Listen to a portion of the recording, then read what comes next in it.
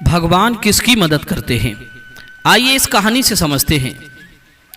कहते हैं चाहे संग्रह कर कर के जीवन निकाल दो, अगर भगवान आपको खुश रखना नहीं चाहते हैं तो आप कभी खुश नहीं रह सकते। मनुष्य चाहे जितना मन भटका ले, चाहे जितना दिमाग चला ले, चाहे जितनी मेहनत कर ले, चाहे जितना इकट्ठा कर ले, यदि आपका काम नहीं बनना है तो फिर नहीं बनना है। और भगवान को यदि आपका काम बनाना है तो फिर आपको चिंता करने की कोई ज़रूरत नहीं, सब काम अपने आप बनता चला जाएगा। बस आपको एक चीज़ अपने पास रखनी है और वो है संतोष, ईमानदारी और पूरी निष्ठा के साथ अपना कार्य। यदि ये तीन चीज़ें आपके पास रहती हैं तो फिर आपको चिंता करने की कोई ज़रूरत नहीं है, सब अपने आप होता चला जाएगा। आज की कहानी भी कुछ इसी विषय पर है। ये कहानी आपके जीवन के लिए अनमोल सीख देकर जाएगी। इस कहानी को नज़रअंदाज मत करना, पता नहीं ये कहानी आपके कब काम आ जाए। तो चलिए दोस्तों शुरू करते हैं आज की ये मार्मिक कहानी।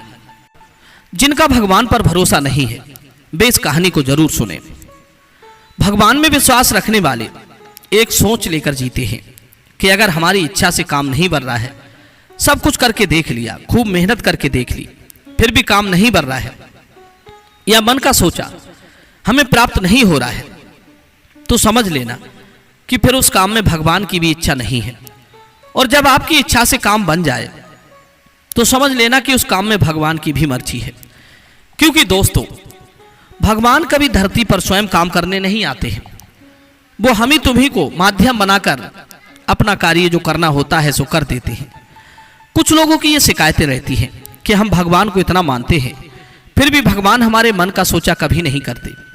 तो उनके लिए मैं बता देना चाहता हूँ, यदि आपके मन का सोचा नहीं हो रहा है तो उसमें भगवान की भी इच्छा नहीं है। थोड़ा सब्र करिए, हो सकता है कि आप छोटे से लाभ अर्जित करने में जुटे हों और भगवान आपको कुछ बड़ा लाभ देना चाहते हों। कभी आपके साथ बुरा हो जाए तो घबराना मत, हो सकता है भगवान आपका छोटा सा बुरा करके बहुत बड़ा अच्छा करना चाहते हों। तो दोस्तों, किसी गांव में सड़क किनारे एक बहुत ही पुरानी इमारत थी जिसमें उस गांव के वैद्य जी अपने परिवार के साथ रहते थे। घर के आगे उनकी दवा खाने की दुकान थी। आस पड़ोस के बहुत से लोग उनके यहाँ दवाई लेने आया करते थे। वैद्य जी अपने नियम के बड़े पक्के थे, चाहे गर्मी हो या बरसात, कोई मरीज आए या ना आए, लेकिन सुबह 9 बजे से शाम 5 बजे तक वो अपना दवा खाने पर जरूर बैठते थे। और उनकी दुकान पर चाहे गरीब आए या अमीर, सभी को वो परमात्मा का स्वरूप मानकर उनकी सेवा करते थे। दोस्तों, उन वैद्य जी की जो धर्म पत्नी थी, उनकी ये आदत थी कि जैसे ही वैद्य जी तैयार होकर के दवा खाने के लिए निकलते थे तो उनकी पत्नी अपने पति के हाथों में एक पर्ची थमा दिया करती थी जिसमें घर गृहस्थी की उपयोग में आने वाली कुछ घरेलू सामानों की लिस्ट होती थी। वैद्य जी भी अपनी पत्नी से वो पर्ची लेकर अपनी जेब में रख लेते थे और अपने दवा खाने पर आकर बैठ जाते थे। दवा खाने पर आने के बाद वो अपनी गद्दी पर बैठने से पहले भगवान का नाम लेते थे और फिर श्रीमती जी के द्वारा दी हुई पर्ची को देखते थे। उस पर्ची में उनके घर में रोजमर्रा की जिंदगी में इस्तेमाल होने वाली चीजें लिखी होती थी, जैसे नमक, दाल, आटा, चीनी, साबुन, कपड़े आदि। वैद्य जी उस पर्ची को देखते थे और उसमें लिखी हुई वस्तुओं की गणना करते थे कि कौन सी चीज कितने की आएगी। जब वे पूरा पूरा अनुमान लगा लेते थे कि इस पर्ची में लिखा हुआ सामान इतने रुपए का आएगा, तब वे भगवान से यही प्रार्थना करते थे कि हे प्रभु, आपको तो पता ही है कि मैं इस कार्य को सेवा भाव से करता हूं। मैं तो इस भाव से मरीजों की सेवा करता हूं कि सभी मनुष्यों में आपका ही अंश है। यदि मुझे तुमने ये काम सौंपा है तो मुझे ज्यादा की कोई आवश्यकता नहीं। मित्रों, वैद्य जी तो भगवान से यही प्रार्थना करते थे कि साईं इतना दीजिए जहां मैं कुटुंब समाए, मैं भी भूखा ना रहूं, कोई और भी भूखा ना जाए। मित्रों, वैद्य जी को धन की अधिक लालसा नहीं थी। उनके दवा खाने पर जितने भी मरीज आते थे उन मरीजों को वैद्य जी दवाई तो देते ही थे, लेकिन कभी किसी मरीज से पैसे नहीं मांगते थे। जिसकी जो इच्छा होती थी दे जाता था। यदि कोई नहीं देता था तो वे कभी किसी मरीज को पैसे देने के लिए बाध्य नहीं करते थे। उनकी एक आदत और थी, अगर उनके घरेलू सामानों को खरीदने के जितने पैसे आ जाते थे तो वे उसके बाद फिर किसी मरीज से दवा के पैसे नहीं लेते थे। चाहे रोगी कितना ही धनवान क्यों ना होता, कोई कितना भी कहता कि वैद्य जी आप दवा के पैसे ले लो, लेकिन वैद्य जी अपनी पत्नी के द्वारा बनाई हुई पर्ची पर लिखी हुई सामग्री का इंतजाम हो जाने पर उसके बाद वे किसी से कोई पैसा नहीं लेते थे। चाहे एक मरीज आए चाहे 10 आए, फिर तो सभी को मुफ्त में दवाई देते थे। यही क्रम उनका कई वर्षों तक चलता आ रहा था। एक दिन की बात है, जैसे ही वैद्य जी अपने दवा खाने के लिए निकले थे तो उनकी श्रीमती जी पर्ची लेकर आ गई। वो पर्ची अपने पति को देते हुए कहने लगी, पिया जी, आज से 3 दिन बाद हमारी बिटिया की शादी है। शादी में जिन जिन वस्तुओं की आवश्यकता पड़ने वाली है वो सभी मैंने इस पर्ची में लिख दी है। शाम को जब आओ तो इन वस्तुओं को लेते आना।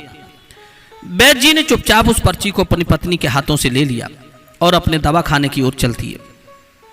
वैद्य जी हमेशा की तरह अपने दवा खाने पर पहुंचते हैं, परमात्मा को याद किया और उस पर्ची को खोलकर देखने लगे। मित्रों, उस दिन तो पर्ची कुछ ज्यादा ही लंबी थी। वैद्य जी ने जब उस पर्ची में लिखी वस्तुओं का हिसाब लगाया तो एक बार को तो उनका मन भटक गया, क्योंकि आज उनकी श्रीमती जी ने आवश्यक वस्तुओं के साथ साथ दान दहेज का सामान भी उस पर्ची में लिख भेजा था। जब वैद्य जी ने पर्ची में लिखे हुए सामान की गणना की, हिसाब लगाया तो उसका खर्च हजारों में लाखों में आया था। यह देखकर तो वैद्य जी की आंखों के आगे तारे टिमटिमाने लगे। एक बार तो उनका धैर्य जवाब दे गया। वैद्य जी सोचने लगे कि इतने सामान की व्यवस्था कहां से होगी। उन्होंने आज तक कभी किसी से पैसे लिए ही नहीं, उतने ही पैसे लेते थे जितने से घरेलू आवश्यक वस्तुएं आ जाती थी। उन्होंने कभी इस बात पर ध्यान नहीं दिया कि उनकी एक बेटी भी है और उसके विवाह में लाखों का खर्च होगा। वैद्य जी अब बड़ी चिंता में पड़ गए। सोचने लगे कि आटा दाल चावल तक तो ठीक था, लेकिन दहेज का इतना सामान, इसकी व्यवस्था कहां से करूंगा। फिर सोचा, जब इतने दिन से प्रभु मेरी व्यवस्था करते आए हैं तो आज भी वही करेंगे, मुझे चिंता करने की कोई जरूरत नहीं, मुझे तो बस अपना काम करना है। यही सोचकर वैद्य जी ने पर्ची को पढ़ा और पर्ची के नीचे लिख दिया कि प्रभु ये काम आपका है, आप ही जानो। इतना लिखने के बाद में वे पर्ची को वहीं रख देते हैं और अपने कार्य में व्यस्त हो जाते हैं। अब तक उनके दवाखाने पर काफी सारे मरीज आ चुके थे। बड़ी ही निष्ठा के साथ उन मरीजों को देख रहे थे। सुबह से दोपहर हो गई, दोपहर से शाम हो गई, लेकिन वैद्य जी उस दिन इतना धन नहीं जुटा पाए जिससे वो उस सामग्री को खरीद सकते जो उनकी श्रीमती जी ने उन्हें पर्ची में लिखकर दिया था। अब तो वैद्य जी को भी चिंता सताने लगी कि बेटी के विवाह के लिए दहेज का इंतजाम कैसे होगा। फिर सोचा कि मुझे चिंता करने की क्या जरूरत है, प्रभु है ना, वो खुद कोई ना कोई इंतजाम करेंगे। मित्रों, इधर तो वैद्य जी इसी उधेड़ बुन में लगे हुए थे कि तभी उनके दवाखाने के सामने एक बड़ी सी गाड़ी आकर रुकती है। कार देखकर के वैद्य जी ने कोई खास ध्यान नहीं दिया, क्योंकि उनके पास जो मरीज आते जाते थे उन मरीजों में कुछ ऐसे भी लोग होते थे जो अमीर खानदान से ताल्लुक रखते थे और अक्सर वो अपनी गाड़ी में बैठकर दवाई लेने के लिए आते थे। वैद्य जी ने सोचा शायद कोई मरीज होगा। तभी उस गाड़ी में से एक सूट बूट पहने हुए एक साहब बाहर निकलते हैं और उन्होंने वैद्य जी से नमस्ते की। उसके बाद दवाखाने के बाहर पड़ी हुई बेंच पर जाकर बैठ जाते हैं। जिस समय वो व्यक्ति वैद्य जी के पास पहुंचा, उस समय वैद्य जी के पास पहले से 2 मरीज बैठे हुए थे जो अपनी बारी के आने का इंतजार कर रहे थे। वैद्य जी ने बारी बारी से दोनों लोगों का परीक्षण किया, उन्हें दवाई दी। जब दोनों व्यक्तियों ने दवाइयां ले ली तो दोनों व्यक्ति दवाई लेकर दवाखाने से बाहर निकल गए। जब सभी लोग चले गए तो वैद्य जी की नजर दुकान के बाहर बैठे हुए उन सज्जन पर पड़ी जो गाड़ी से उतर कर आए थे। उन महानुभाव को देखकर वैद्य जी उन सज्जन से बोले, अगर आपको अपने लिए दवाई लेनी है तो इधर इस स्टूल पर आकर बैठ जाइए ताकि मैं आपकी नाड़ी देख सकूं और नाड़ी देखकर यह पता कर सकूं कि आपको क्या परेशानी है और उसके निदान के लिए मैं आपको कुछ दवाई दे सकूं। यदि आप किसी और के लिए दवाई लेने आए हो तो कृपया आप उस व्यक्ति की स्थिति का वर्णन कीजिए जिससे मैं उस व्यक्ति के लिए आपको दवा दे सकूं। मित्रों, वैद्य की इन बातों को सुनकर वो सज्जन बोले कि वैद्य जी, लगता है आपने मुझे पहचाना नहीं। तब वैद्य जी पूछते हैं, हाँ भाई, आप कौन हो और कहां से आए हो। तो वो सज्जन कहने लगा कि वैद्य जी, मेरा नाम दयाल है और वैसे तो मैं दिल्ली का रहने वाला हूं, लेकिन अभी 11 वर्ष से मैं इंग्लैंड में रह रहा हूं और आज मैं आपसे इंग्लैंड से यहां मिलने के लिए आया हूं। वैद्य जी बोले, भाई माफ करना, लेकिन अभी भी मैं आपको पहचान नहीं पाया। क्या हम और आप पहले भी मिल चुके हैं? वैद्य की इन बातों को सुनकर दयाल कहने लगा कि वैद्य जी, आज से 11 साल पहले मैं अपनी गाड़ी में बैठकर दिल्ली से अपने पैतृक गांव जा रहा था। अब इसे संयोग कहें या ईश्वर की इच्छा, जैसे ही मैं राजमार्ग से निकल रहा था तो सड़क पर बहुत तगड़ा जाम लग गया। जब मेरे ड्राइवर ने मुझे बताया कि साहब जी, आगे तो बहुत दूर दूर तक जाम लगा हुआ है और उसे खुलने में कई घंटों का समय लग जाएगा, तो यह सुनकर मैंने आसपास खड़े हुए लोगों से पूछा कि भाई, यहाँ कोई और रास्ता नहीं है जिससे मैं अपने गंतव्य तक जा सकूं? वहां खड़े हुए लोगों ने बताया कि जहां आप जाना चाहते हैं उस जगह के लिए एक रास्ता तो है, लेकिन वो थोड़ा कच्चा रास्ता है। आप फिक्र ना करें, आपकी गाड़ी चली जाएगी। क्योंकि मैं जल्दी में था, इसलिए मैंने अपने ड्राइवर से कहा कि ये लोग जो रास्ता बता रहे हैं उस रास्ते से चलिए, क्योंकि मुझे कल ही इंग्लैंड निकलना था। ड्राइवर ने मेरा कहना मानकर गाड़ी वापस ले ली और जो रास्ता उन लोगों ने बताया था उस रास्ते पर गाड़ी दौड़ा दी। हम चलते जा रहे थे, तभी हमारी गाड़ी आपके दवाखाने के सामने से गुजरी, लेकिन जैसे ही मेरी गाड़ी आपके दवाखाने के सामने से गुजरी, वैसे ही मेरी गाड़ी का टायर पंचर हो गया। पंचर टायर के साथ गाड़ी का आगे बढ़ना संभव नहीं था, इसलिए मेरे ड्राइवर ने तुरंत ही गाड़ी साइड करके गाड़ी को यहीं पर रोक दिया और मुझसे कहा कि साहब, गाड़ी का टायर पंचर हो गया है और जो हमारे पास स्टेपनी है उसमें भी हवा नहीं है, इसलिए आप यहीं गाड़ी के पास खड़े होकर इंतजार करिए, मैं किसी पंचर बनाने वाले को तलाश करके लाता हूं। फिर मैं गाड़ी के पास खड़े होकर मेरे ड्राइवर के लौटने का इंतजार करने लगा। मेरे पास सिवाय इंतजार करने के और कोई रास्ता नहीं था, इसलिए मैं गाड़ी के पास खड़ा होकर अपने ड्राइवर के आने का इंतजार कर रहा था। गर्मी बहुत तेज पड़ रही थी। मैं सामने रोड पर खड़ा था, उस चिलचिलाती धूप में ड्राइवर का इंतजार कर रहा था। इतने में आपकी नजर मुझ पर गई। जब आपने मुझे धूप में खड़ा हुआ देखा तो मुझे इशारा करके अपने पास बुला लिया। जब मैं आपके पास पहुंचा तो आपने मुझसे कहा था कि भाई, इतनी तेज धूप पड़ रही है और ऊपर से गर्मी भी है, इतनी तेज धूप में वहां क्यों खड़े हो, आओ यहां कुर्सी पर बैठ जाओ। अंधा क्या चाहे, दो आंखें, मैं भी यही चाह रहा था, लेकिन अनजान जगह, अनजान लोग, इसीलिए मैं हिम्मत नहीं जुटा पा रहा था। जब आपने खुद से ही बुला लिया तो मैं आपके दवाखाने में पड़ी हुई कुर्सी पर आकर बैठ गया और मुझे आपके पास बैठे हुए काफी समय बीत गया था, क्योंकि मेरे ड्राइवर ने कुछ ज्यादा देर लगा दी थी।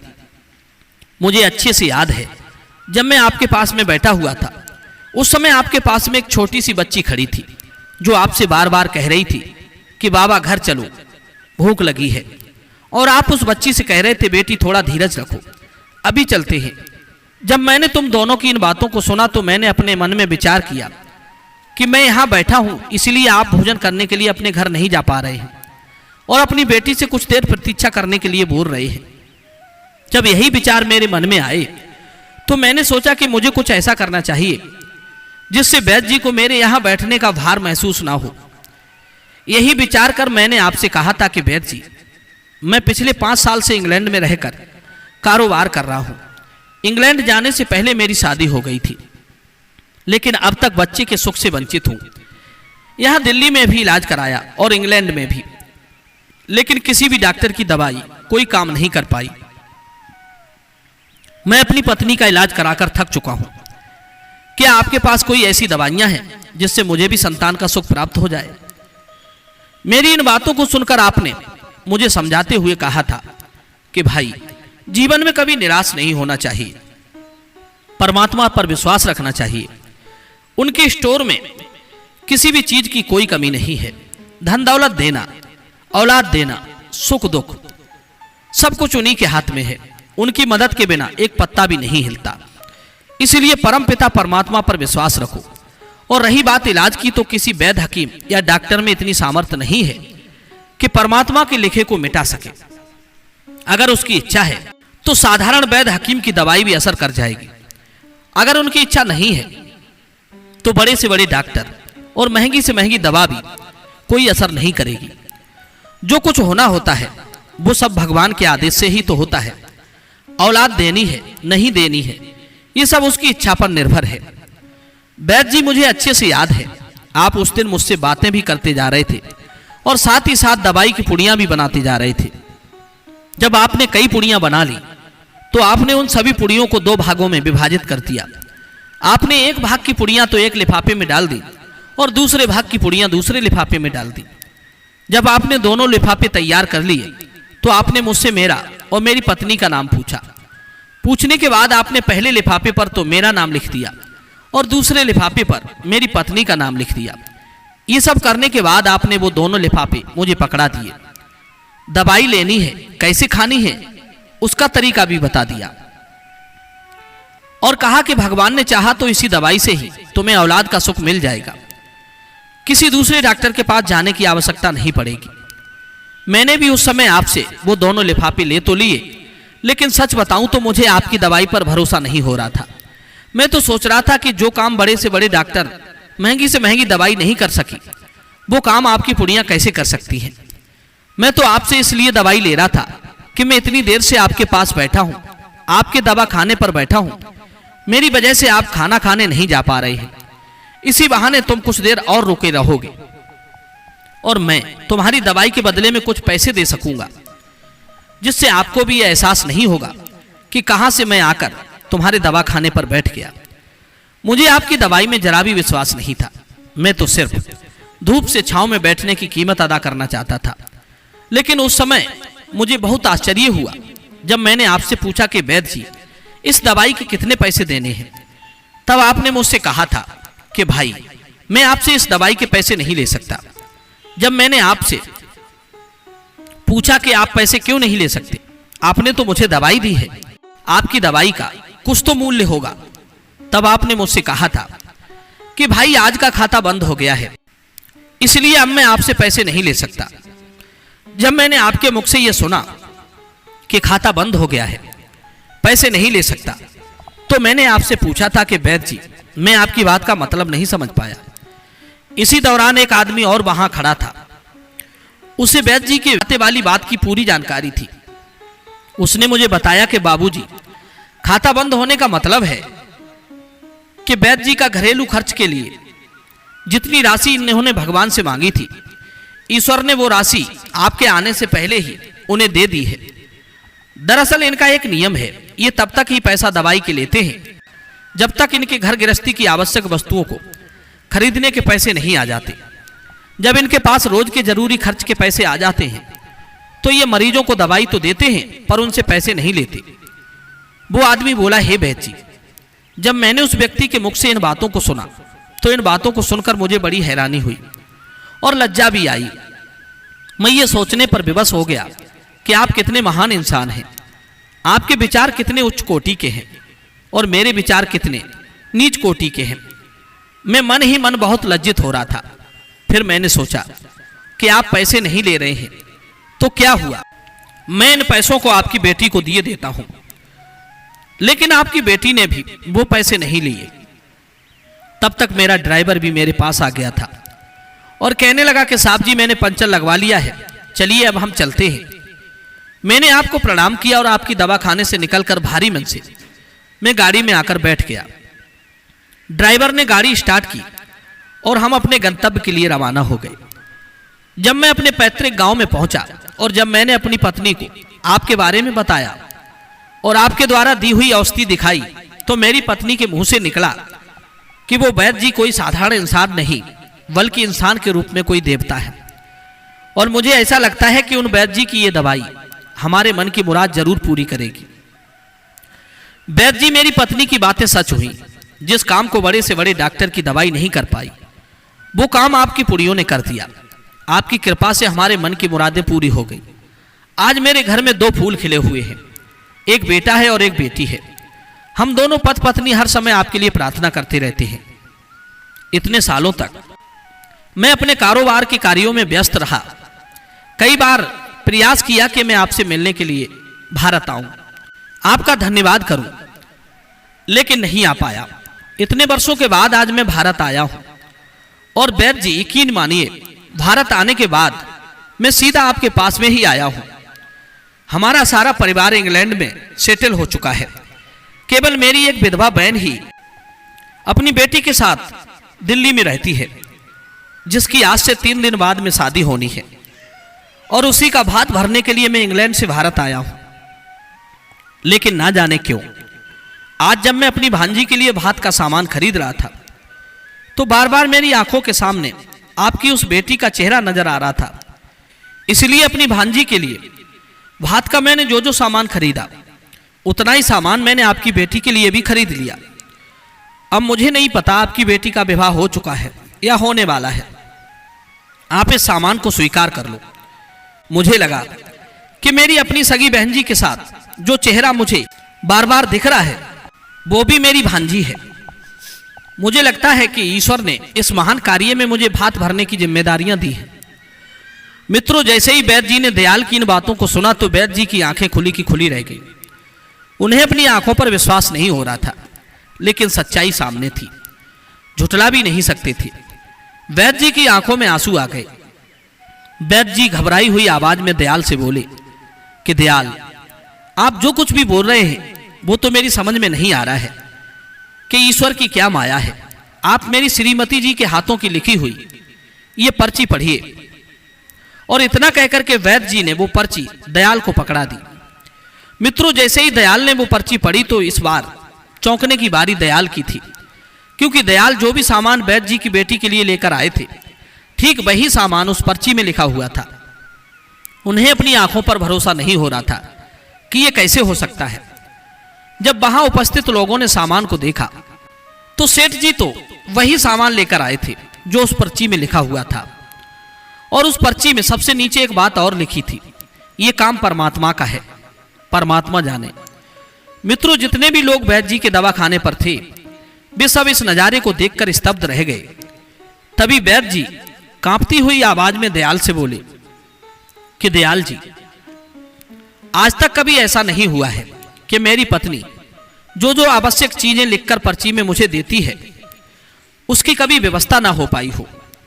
भगवान ने जरूरत की सभी वस्तुओं की व्यवस्था उसी दिन कर दी है। आपकी बातें सुनकर तो ऐसा लगता है कि भगवान को पता होता है कि किस दिन मेरी श्रीमती जी क्या लिखने वाली है, अन्यथा आप वही सामान कैसे लेकर आते जो आज सुबह मेरी पत्नी ने मुझे लिखकर दिया था। परमात्मा बड़ा दयालु है, जो उस पर विश्वास करते हैं प्रभु उन्हें कभी बेसहारा नहीं छोड़ते। प्रभु आप धन्य हो। वास्तव में जो आप पर निर्भर रहकर अपना काम जिम्मेदारी के साथ करते हैं उसका आप अच्छे से ख्याल रखते हैं। उसको कब किस चीज की जरूरत है इस बात की चिंता उसे नहीं करनी पड़ती, बल्कि ये चिंता तो आप रखते हो। मैंने एक जगह लिखा देखा है, भगवान कहते हैं कि मनुष्य को उतना ही धन का संग्रह करना चाहिए जितने से भूख मिट जाए। अधिक धन का संग्रह करने वाला दंडनीय होता है, निश्चित ही वो दंड का अधिकारी है। मित्रों, ये बात मैंने मथुरा में भगवान श्री कृष्ण की जन्मभूमि में मंदिर की दीवार पर लिखी देखी है, और सच बात है। भगवान पर विश्वास करके जो चलते हैं भगवान कभी उन्हें दुखी होने का मौका नहीं देते। वे अपने भक्त के विश्वास की लाज रखते हैं। तो दर्शक बंधुओं, ये कहानी आपको कैसी लगी कमेंट सेक्शन में अपनी राय रखना। मिलते हैं आपसे फिर एक और वीडियो के साथ। आप सभी का बहुत बहुत धन्यवाद। जय श्री कृष्णा।